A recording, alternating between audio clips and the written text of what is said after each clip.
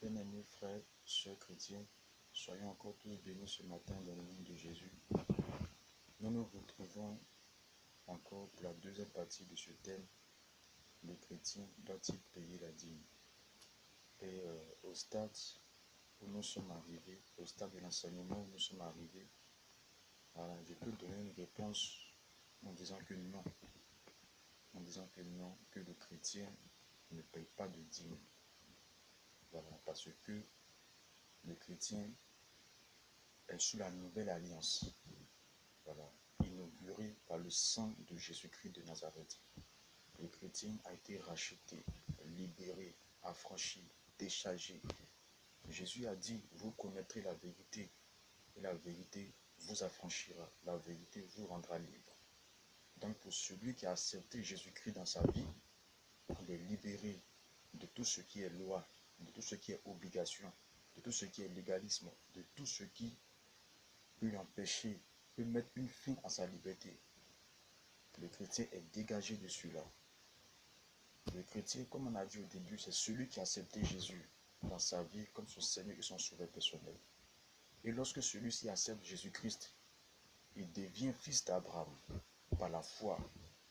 Alors que lorsque nous avons lu le livre des Hébreux, il est dit que Lévi qui perçoit la dîme l'a aussi payé par Abraham. C'est-à-dire que Lévi était dans les règnes d'Abraham lorsque celui-ci alla devant Melchisedec, qui est Jésus-Christ lui-même. Et si Lévi a payé par Abraham, ça veut dire que tous ceux qui ont accepté Jésus, je le répète, tous ceux qui ont accepté Jésus sont fils d'Abraham et par ricochet, ils ont également payé la dîme à Melchisedec. Je l'avais dit au début que la dîme, c'est Dieu qui l'aperçoit, ce n'est pas un homme qui l'aperçoit. Et dans la loi de Moïse, Dieu a donné à certains hommes le pouvoir de percevoir la dîme. Mais ça, c'était dans un temps bien précis, dans la loi de Moïse. Dans la loi de Moïse. Mais lorsque on va lire le livre de Romains, Romains chapitre 7, à partir du verset 6, vous allez voir qu'il y avait un temps où la loi régnait. Mais il y a un temps maintenant où la loi ne règne plus. Et c'est dans ce temps où la loi ne règne plus, c'est dans ce temps-là que nous vivons. Et je le répète encore, pour ceux qui ont accepté Jésus, ça s'adresse à ceux qui ont accepté Jésus. La Bible dit, c'est ceux qui ont accepté Jésus qui sont descendants, qui sont fils d'Abraham. Donc si toi, bien-aimé, tu n'as pas accepté Jésus, alors la promesse n'est pas pour toi. La promesse n'est pas pour toi, parce que la Bible dit, la promesse a été faite en la postérité d'Abraham, c'est-à-dire à Christ. Voilà, ça sous-entend que c'est ceux qui ont accepté Jésus, c'est à ceux-là que la promesse est donnée. C'est à ceux-là que la promesse, c'est en Jésus-Christ que la promesse s'accomplit pour ceux-là. Donc toi qui n'as pas encore accepté Jésus, je t'exhorte à l'accepter parce qu'il y a vraiment de l'intérêt à accepter Jésus-Christ de Nazareth. Nous lisons ensemble Romains chapitre 7 à partir du verset 6. Qu'est-ce qu'il est écrit? Il est écrit, mais maintenant. Il n'a pas dit mais prochainement. Il n'a pas dit mais auparavant. Il n'a pas dit mais dans encore 3000 ans. Il dit mais maintenant. Maintenant. Maintenant. Aujourd'hui. Ce n'est pas demain, aujourd'hui. Mais maintenant. Nous avons été dégagés de la loi. Qu'est-ce que cela veut dire? Dégager veut dire quoi? Dégager veut dire libérer. Dégager veut dire affranchir. Dégager veut dire on n'est plus soumis. Dégager veut dire la loi ne me domine plus. Dégager veut dire je ne suis plus sous la loi. C'est-à-dire que la loi ne règne plus dans ma vie. Et quand je parle de la loi, je parle de la loi de Moïse. Quand je parle de la loi de Moïse, c'est les 10 commandements auxquels sont rattachés toutes les lois qui accompagnent les 10 commandements. Il y a plusieurs lois qui accompagnent les 10 commandements. Il y a plusieurs lois, il y a plusieurs articles. Nous avons, même maintenant, nous avons été dégagés de la loi, libérés de la loi, affranchis de la loi. Nous ne sommes plus sous le pouvoir sous le règne, sous le joug de la loi. C'est ce que Saint Paul dit ici. Mais maintenant, nous avons été dégagés de la loi. Dégagés de la loi. Amen. Dégagés de la loi. Étant morts. Étant morts. C'est pourquoi Paul dit dans Colossiens chapitre 3 que nous sommes morts. Ça veut dire, nous qui avons accepté Jésus, oui, nous sommes morts. Et la loi ne domine pas sur nous. Quand nous sommes morts et notre vie est cachée avec Christ en Dieu. En Dieu, bien-aimé. Ça veut dire que la loi ne domine pas sur nous. Nous sommes morts aux ordonnances, aux obligations de la loi de Moïse. Paul dit, on a été sauvés par grâce, par les moyens de la foi. Alors que lorsque tu paies ta dîme, c'est pour avoir une bénédiction méritée. Oui, parce que la Bible dit que celui qui mettra en pratique la loi va vivre par elle. Ça dit que c'est d'elle que tu dépends en fait. C'est-à-dire, c'est de la loi que tu dépends. Tu dépends de la loi de Moïse. C'est-à-dire que tant que tu n'as pas mis en pratique la loi de Moïse, alors tu n'es pas béni. Celui qui va mettre en pratique cette loi-là, c'est pas elle qui va vivre. Autrement dit, si tu payes ta dîme selon la loi de Moïse, tu payes ta dîme, c'est de la manière dont tu payes là, c'est de la manière dont tu es béni également. Mais imaginez un peu, si tu ne payes pas, non seulement tu n'es pas béni, et tu es coupable encore d'une malédiction.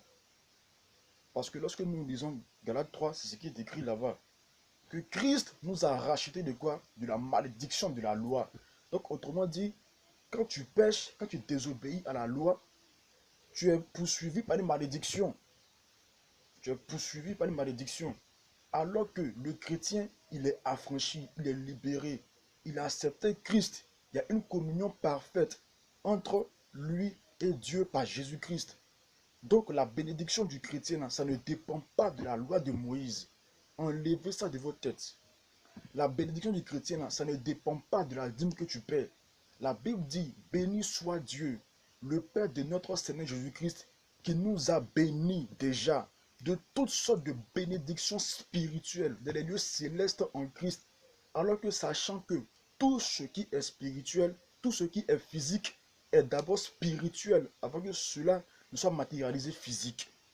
Lorsque Dieu a appelé Jérémie, il n'a pas dit Jérémie, je t'ai connu, mais Jérémie, je te connaissais. Je te connaissais avant que tu ne sois dans le sein maternel. Je t'avais déjà établi prophète des nations. C'est-à-dire que dans le spirituel, Jérémie était déjà prophète des nations.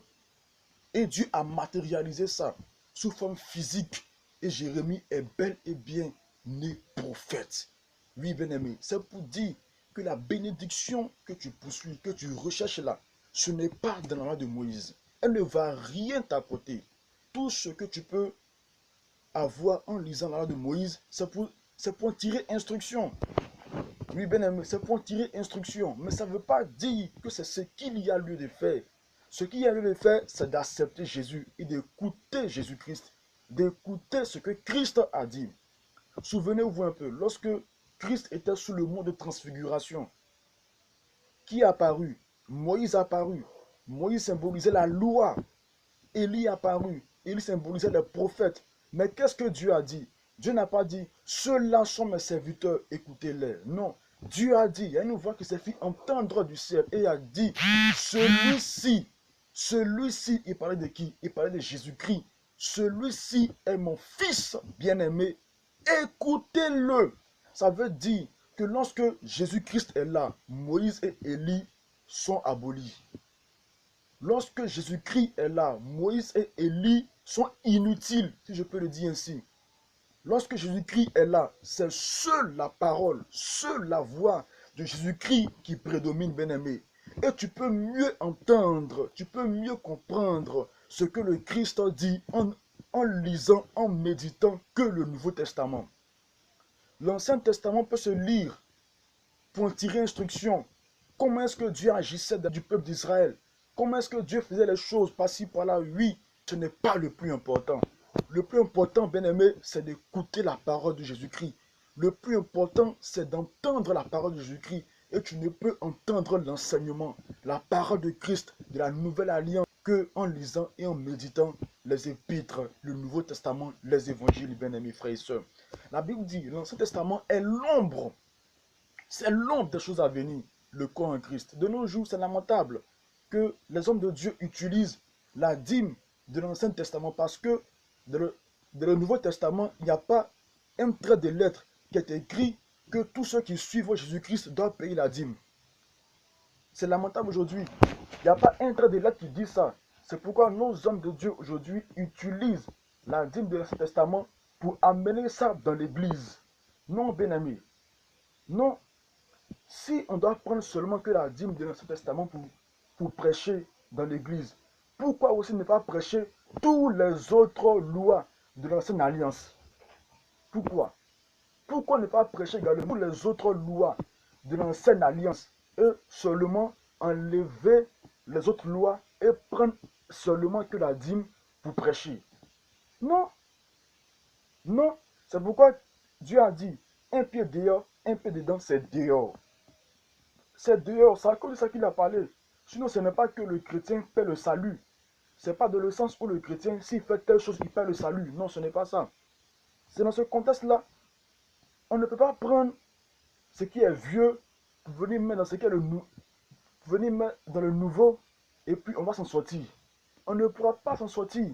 C'est comme encore mettre une loi sur nous-mêmes qui nous est étrangère. Alors, ce n'est pas normal, bien-aimés. La Bible dit que Christ nous a dégagés de la loi. Il nous a enlevés de la loi. Oui.